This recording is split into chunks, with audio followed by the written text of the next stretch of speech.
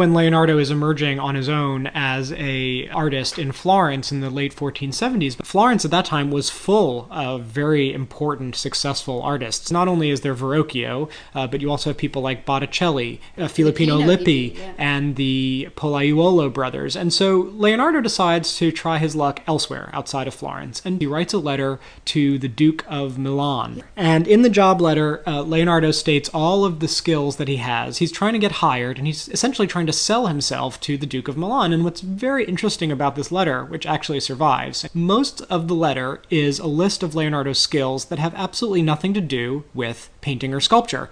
The things that Leonardo says he can do include building forts, inventing new weapons, and so on. And then at the very end of the letter, he says, also, I can execute sculpture in marble, bronze, or clay, and also painting. We think of Leonardo as a great painter, and indeed that's what he was, but when we read this letter from Leonardo, he does not prioritize painting, and if anything, it comes last in the long list of things that he can do. For instance, he could invent new weapon systems. And so here's a crossbow machine, where you see men climbing on the wheel, and the crossbow would be shooting arrows out. He's interested in saying he can design weapons of war, because that's what he thinks the Duke of Milan is going to want. When an artist would be a court artist, when they would be working for someone like a duke, they were responsible for many, many things. It was not just making paintings and sculptures. They had to design weapons, and here's another one.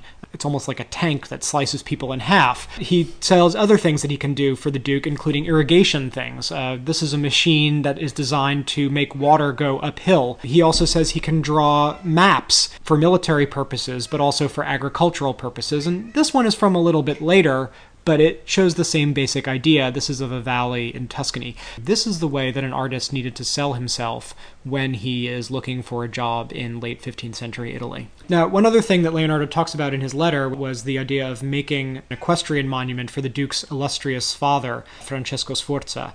This was a project that had actually been at first given to one of the Pollaiuolo brothers, and here we see the Pollaiuolo design for the Sforza equestrian monument. And this was to be probably made out of bronze, although it's not entirely certain. And this project was never completed by the Pollaiuolo. And so when Leonardo is writing his letter, he says specifically, I can carry out this project because he knows that this is a priority of the Duke. What it illustrates is that a work of art wasn't necessarily linked exclusively to the artist who thought it up, but that it existed as an idea, as a project for a patron, and that various different artists could claim to execute the project or say that they wanted to finish it. And so here we see Pollaiuolo's drawing and then Leonardo's early drawing for the same project as this. And you can see that basically it is the same design that Pollaiuolo had, but in a slightly more Leonardo, more energetic kind of style.